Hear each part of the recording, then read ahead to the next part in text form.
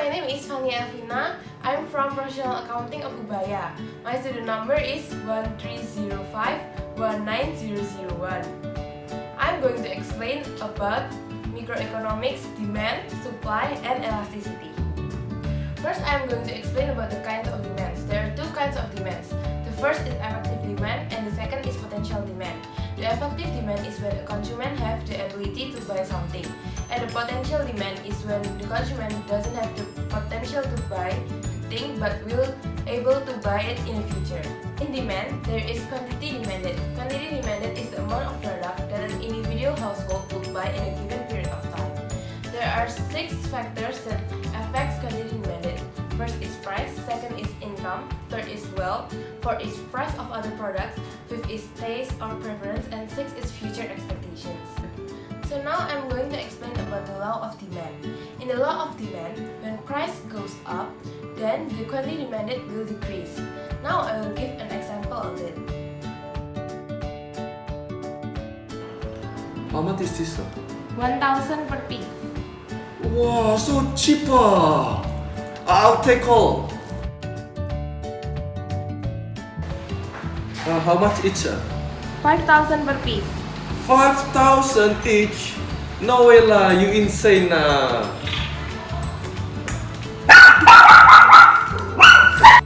Now is supply. In supply, there is quantity supply. Quantity supply is the amount of product that a seller is willing and able to sell at any given price. There are 3 reasons that affect quantity supply. The first is the price of the products or services. Second is the cost of the products or services. And the third is the price of related products.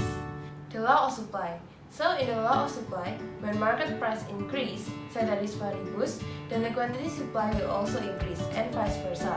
This occurs because the seller wants to gain or maximize their profits. This is the example of law of supply. Now the market price is 5,000. I will sell this much. Now the market price is only 1,000. I will only sell this much. In demand and supply concept, there is market equilibrium. Market equilibrium happens when demand equals supply. Do you have 3 limes?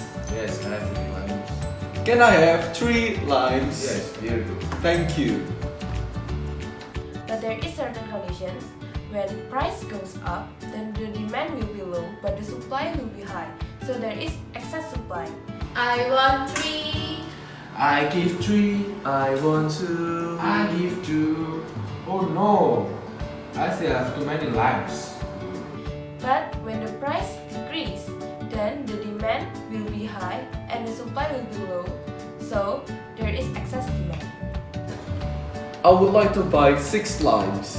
Oh sorry, but I only have 3 limes. Oh, that's too bad. Huh. Here is the demand and supply graph. Here is the demand line, and here is the supply line.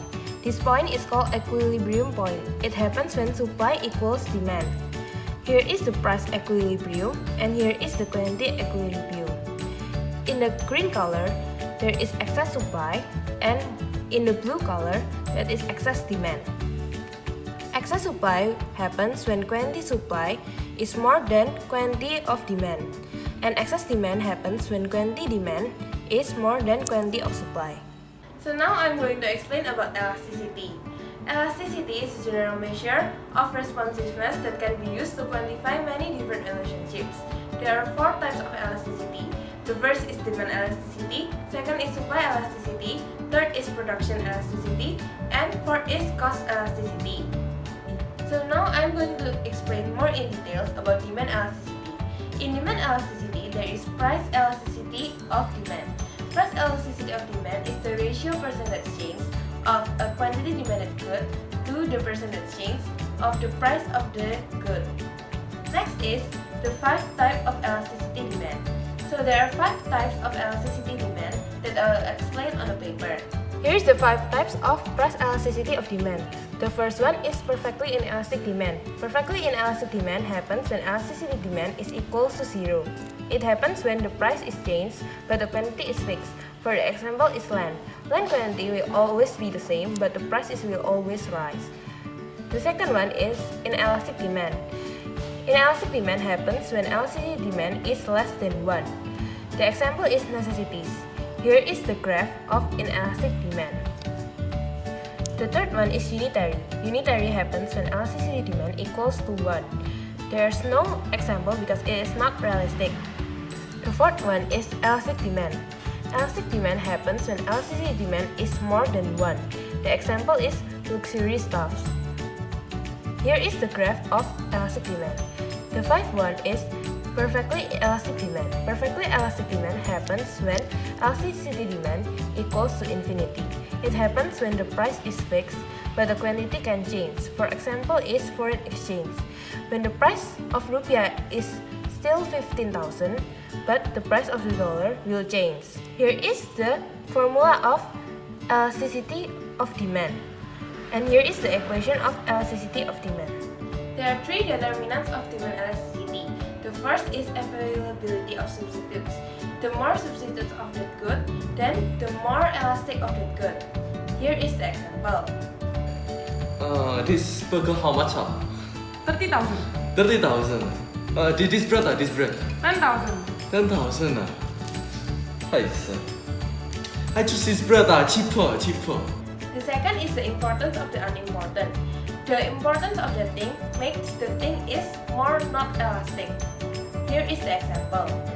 Doctor, I have this rare disease.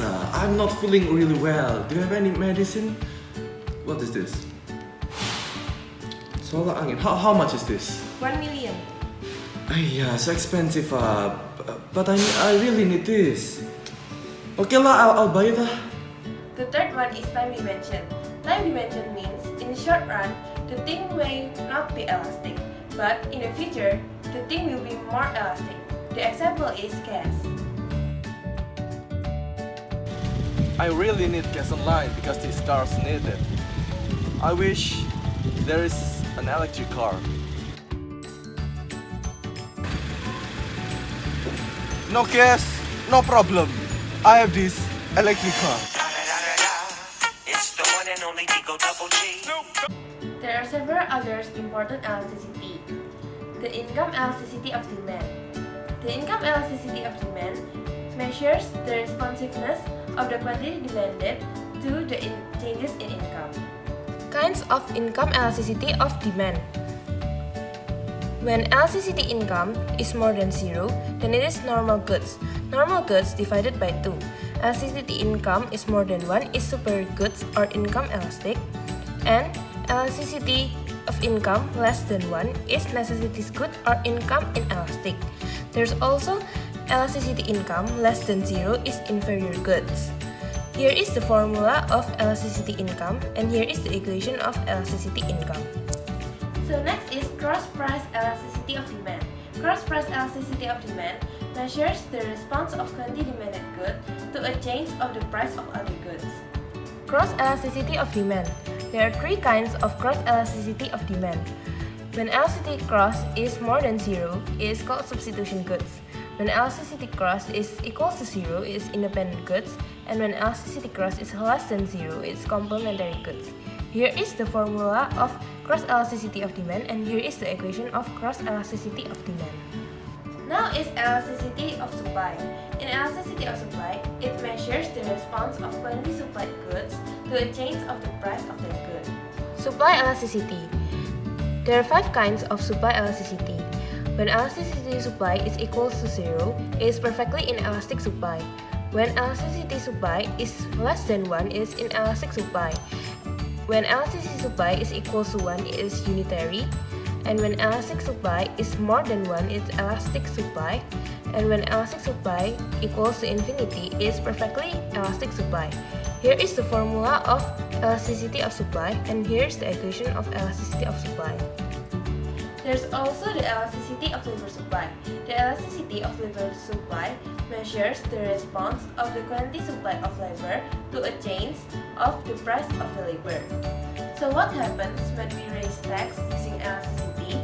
The elasticity of demand determines how tax will affect consumers, suppliers, and the fund revenue raised from the tax. That's all my explanation about demand, supply, and elasticity. Bye!